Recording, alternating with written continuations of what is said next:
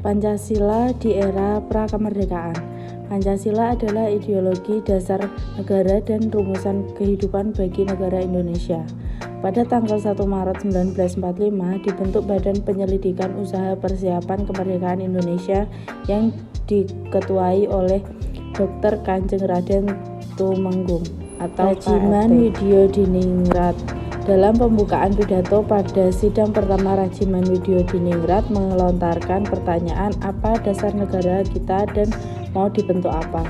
Untuk merumuskan Pancasila sebagai dasar negara, terdapat usulan-usulan pribadi yang dikemukakan dalam sidang BPUPKI, yaitu Muhammad Yamin, Soekarno, dan Supomo.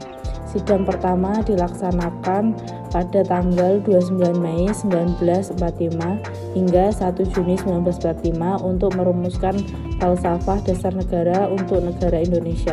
Yang pertama, Muhammad Yamin. Pada tanggal 29 Mei 1945, Muhammad Yamin mengemukakan 5 asas bagi negara Indonesia, yaitu sila pertama kebangsaan, sila kedua kemanusiaan, sila ketiga ketuhanan, sila keempat kerakyatan, sila kelima kesejahteraan rakyat. 2. Profesor Dr. Supomo. Pada tanggal 31 Mei 1945, Profesor Dr. Supomo mengemukakan 3 asas teori-teori bagi negara Indonesia, yaitu sila pertama teori negara perseorangan atau individualis, sila kedua pada paham negara kelas atau kelas teori, sila ketiga paham negara integralistik. 3. Insinyur Soekarno. Pada tanggal 1 Juni 1945, Insinyur Soekarno mengemukakan 5 prinsip dasar negara, yaitu sila pertama nasionalisme atau kebangsaan Indonesia, sila kedua internasionalisme atau perikemanusiaan, sila ketiga mufakat atau demokrasi, sila keempat kesejahteraan sosial, sila kelima ketuhanan yang Maha Esa. Pancasila di era kemerdekaan. Di era pra-kemerdekaan, selepas perumusan dasar negara Indonesia yang dilaksanakan pada 29 Mei hingga 1 Juni 1945, sesudah itu dibentuk panitia kecil 9 orang untuk merumuskan gagasan-gagasan tentang dasar-dasar negara yang dilontarkan oleh 3 pembicara pada persidangan pertama. Pada tanggal 18 Agustus 1945, Piagam Jakarta mengesahkan pada sidang PPKI dalam pembentukan UUD 1945. Pada tanggal 22 Juni 1945, Piagam Jakarta memperbandingkan perumusan dasar negara menjadi 1. Ketuhanan yang Maha Esa, 2. Kemanusiaan yang adil dan beradab, 3. Persatuan Indonesia, 4. Kerakyatan yang dipimpin oleh hikmat kebijaksanaan dalam permusyawaratan perwakilan, 5. Keadilan sosial bagi seluruh rakyat Indonesia. Kemerdekaan, muncullah Orde Lama hingga Orde Baru. Orde Lama dibawa kepemimpinan Presiden Soekarno pada tahun 1945 sampai 1966. Setelah terjadinya Orde Lama, muncullah Orde Baru dibawa kepemimpinan Presiden Soeharto pada tahun 1966 hingga 1998. Kenapa ada sistem perubahan pada era Orde Lama ke Orde Baru? Masa Orde Lama ini juga disebut masa demokrasi terpimpin, di mana masa yang kritis bagi bangsa Indonesia. Politik sedemikian rumit, hampir semua kekuatan politik merujuk kepada Presiden Soekarno.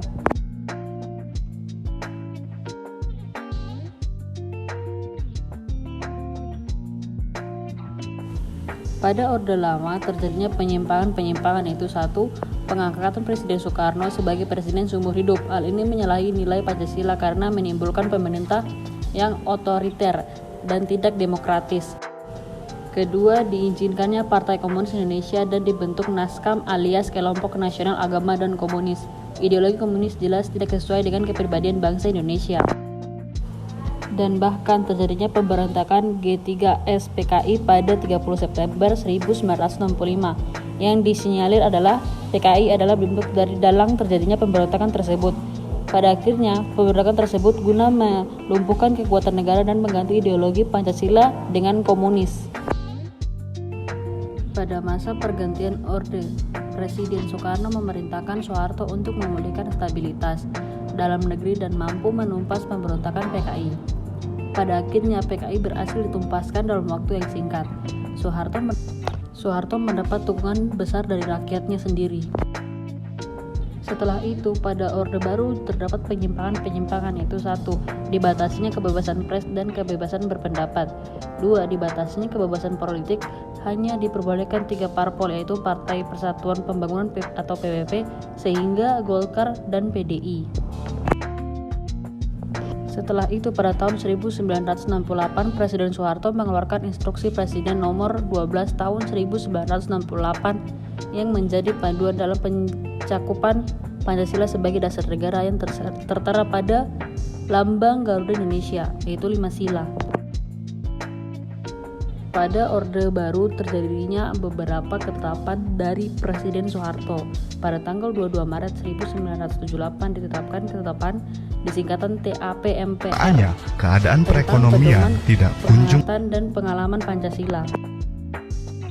Setelah itu, nilai dan norma-norma yang terkandung dalam pedoman penghangatan dan pengalaman Pancasila berdasarkan ketetapan tersebut meliputi 36 butir yang tercakup dalam Pancasila.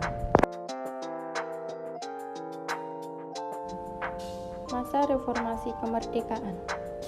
Masa reformasi kemerdekaan di Indonesia terjadi pada Mei 1998.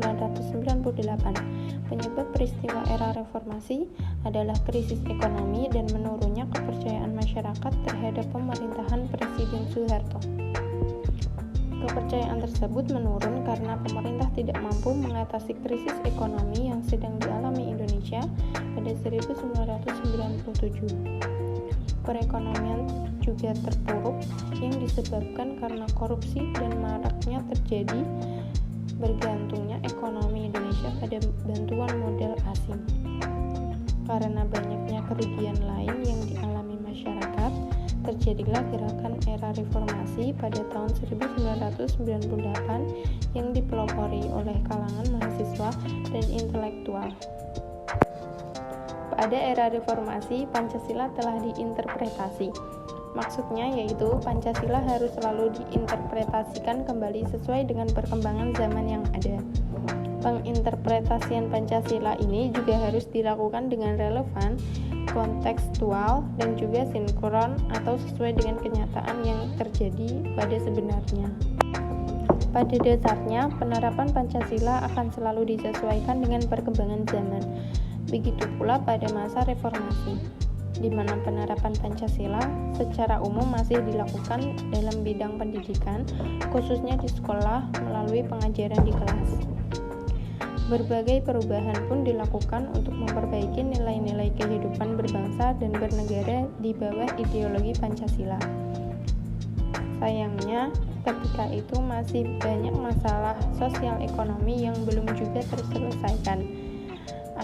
Akibatnya, Pancasila di era reformasi pun tidak jauh berbeda ketika era Orde Lama dan Orde Baru. Hal tersebut disebabkan ada banyak tantangan yang harus dihadapi seperti korupsi, kolusi, dan nepotisme atau KKN yang masih terus terjadi sehingga Pancasila seakan-akan tidak mempunyai kekuatan untuk menuntut masyarakat. Beberapa kelemahan dari melencengnya nilai-nilai Pancasila yaitu seperti Pancasila menjadi ideologi bangsa tanpa memperhatikan relevansinya dengan perkembangan zaman yang ada. Kemudian banyak elit politik yang cenderung hanya memanfaatkan gelombang reformasi demi meraih kekuasaan, dan menurunnya rasa persatuan dan juga kesatuan yang ditandai dengan adanya konflik di berbagai daerah. Namun, dengan berkembangnya waktu, penerapan Pancasila pada masa reformasi saat ini mulai dewasa, yaitu dengan menjauhi hal-hal yang bertentangan dengan nilai agama selama menjalankan tugas sebagai pejabat. Pejabat di semua lapisan tidak melakukan korupsi yang merugikan rakyat, serta penerapan pemilihan umum di Indonesia.